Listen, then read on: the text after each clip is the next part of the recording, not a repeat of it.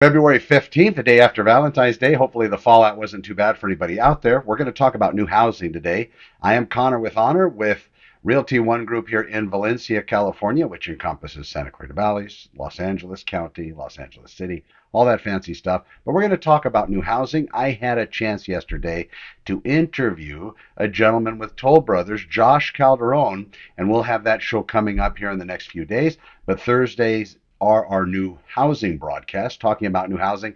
And today, the tip I'm going to share with you after I cover the local inventory and how it's increasing, I'm going to give you a couple tips on what happens with your deposit and some of the danger signs, bad word, some of the things to watch out for if you are considering purchasing new housing. First off, I'm Connor with Honor, Connor McIver. I've been selling real estate out here in Santa Clarita Valley since 1998. I'm syndicated online, have several shows, and this is my new housing broadcast. I try to do something every day of the week to show those buyers and sellers, those of you out there that might be interested in real estate, what steps are the most important to take and how you can best prepare yourself to either sell real estate, purchase real estate, invest in real estate, all those fancy things. So let's move into the local inventory. Monitoring each day is really helpful for me and my clients and those that are watching my shows. Today we have 286 active units for sale in Santa Clarita Valley. All of those are active. 15 of those are coming soon listings. So you're going to see these depending on where you're looking online. Some of the websites don't have access to show those listings. However, if you have your local source, and if you don't call me, but if you do, have them say, hey, listen, I want you to run a search for me so I can see all of the real estate listings. And then, of course, you can balance whatever's on the multiple listing service with whatever else you see online. But the true database is housed in the MLS. They will be able to work that search for you. And then, depending on how often you want to be updated, is how often you'll get the listings. And they can actually set it so you get that listing immediately after the listing agent or the seller's representative hits the enter button and has it input into the multiple listing service, and before the other sites get it, you're going to be getting hit with it immediately. So that's important if in fact you want to try to jump on the market. I'll give you a little word of advice with regard to that. Jumping on it isn't always the best case scenario. Sometimes sellers want to give it a particular amount of time before they entertain any offers. And if there's multiple offers coming in on a property, a lot of times sellers could delay the process even longer, just hoping for more and then having the best of those countered back. Talking about new housing, there's quite a few new developments here in Santa Clarita Valley. I do have a system and a website for that. I'll put in the show notes, and you'll be able to see the current new housing out here in Santa Clarita Valley. Here's something to let you know. I did speak with one of the representatives of Toll Brothers yesterday. Fantastic young man. We sat down and we stood up and we talked for quite a while about new housing and some of the things to watch out for. One of the things that we did discuss, and I'll get into more detail right now, happens to be the deposit or the earnest money deposit. If you're purchasing resale real estate, what happens is you're going to be giving money in order to secure the property in the form of a deposit. Now, this money is yours in a real estate resale transaction, and it's always yours all the way through. So let's say your offer is accepted. Let's say you gave 3% of the actual listing price. That was the deposit required. So you come in, that's tens of dollars depending on price point if you do the math. That deposit is yours. Most cases, it's going to be applied to things within escrow with regard to your purchase of the real estate. It could be applied towards your closing costs, which as a real estate buyer are going to typically be that you're part of the title officer fee, or you're part of title insurance, you're part of escrow, and of course your lender's fee. Those are typically your closing costs, and that is somewhere around 3% or less, or maybe a little more, depending on purchase price, depending on what kind of loan program, depending on how much your lender's charging, and depending on escrow and title. But escrow and title are very truly mostly set in price ranges. So that really differs very little from company to company. And of course, some escrow companies are more expensive than other escrow companies. Just go in knowing that. But again, typically those services are selected by the seller because it's their property that they're selling.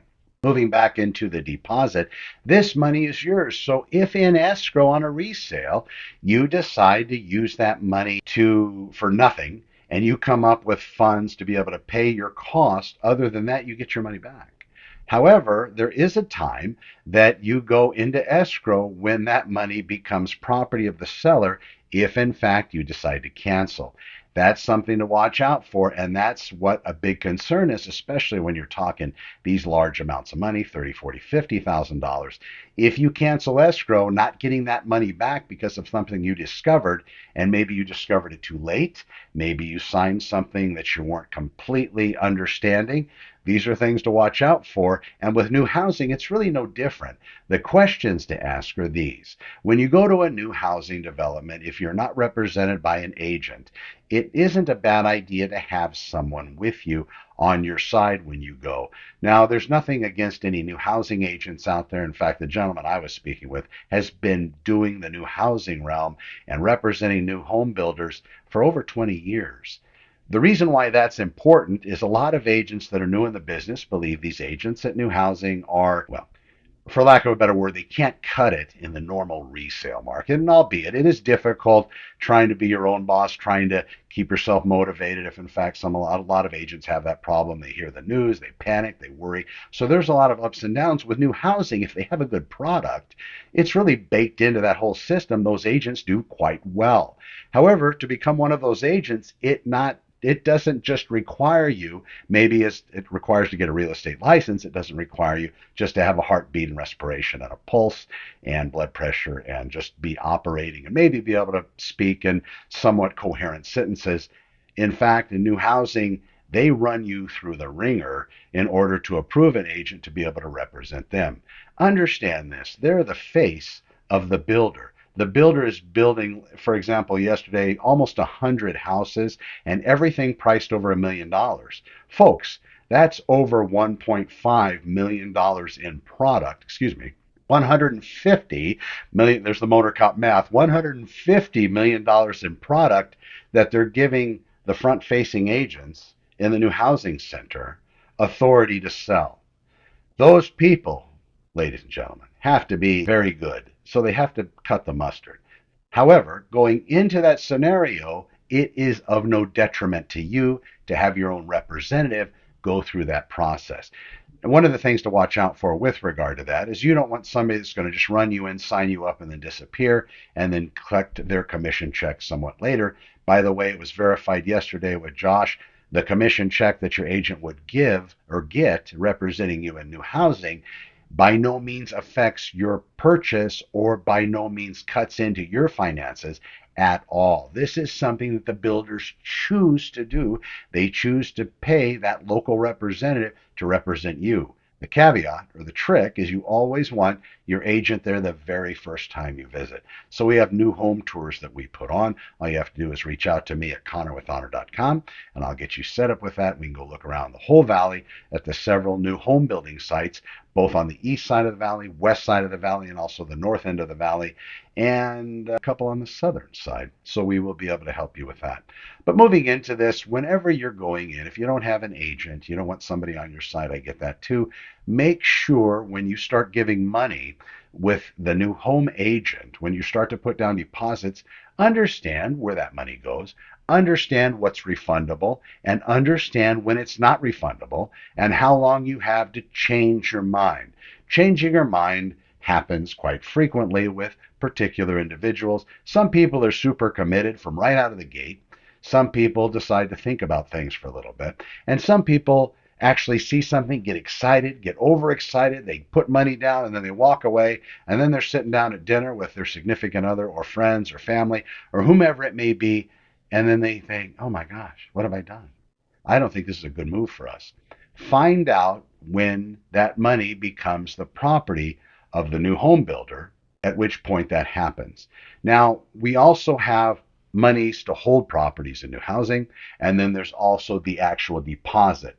Both of those things are good to ask questions about. If it's going to cost $1,000 to reserve a property and it's going to reserve it for 3 days while you get your financials in order, or maybe make a decision as to what your house is going to sell for by contact your local agent or myself, then we do the workup really quickly and we find out that in fact your house can sell at a particular price. Make sure that you're going in, and that would of course be contingent on your home selling, requiring you to sell that or having that agent sell your house in order to purchase the new one, understanding that a lot of times when you get through that, there's going to be a time when whatever deposits, whatever increased amounts of money you're putting into that escrow on the new home, when those will be forfeited if in fact something happens.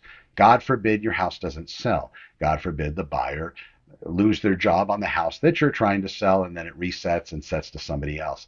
There's a certain time frame to get it done, but what happens with the market? Here in Southern California, I'm going to have a show coming up on this. We have issues with insurance carriers writing policies on residential real estate. That has been a big problem here, and it's starting to be even more and more, it's starting to show itself more and more, and causing a lot of people distress that want to buy houses, want to settle down, and want to live here in Southern California. There are ways and insurance companies that are still active in the state, but these premiums are starting to become expensive, and even a residence that looks like everything's fine with it could be an issue with different insurance carriers. You want to know that going in early before you get caught under the gun and you're meeting you need to get particular things done within particular time frames and then thereby maybe forfeiting that deposit if it doesn't work out. And that's a lot of money to forfeit if in fact it's because you weren't advised correctly to do your diligence and do your research. So when you go into new housing, you can feel free to drop my name, but it's not going to help any way, shape, or form unless I'm there that very first visit. So make sure you reach out to me. Watch out for those monies you're putting in. That's one of the biggest questions to ask because that's out of your pocket to the new home builder. You want to make sure that your money's protected, or at least you understand that time frame that's going to be allotted for you to get whatever you need to get done in that process. Thank you so much for watching. It's the day after Valentine's Day, and like I said, I hope everybody's well. Please let me know what you need. I'm online, connorwithhonor.com, and I look forward to helping you soon. And of course, please stay tuned for other shows. I'm going to have an open house show tomorrow morning on Friday. You'll be able to find that online or at connorwithhonor.com. Thank you so much for watching. Be well, and my best. We'll talk to you soon.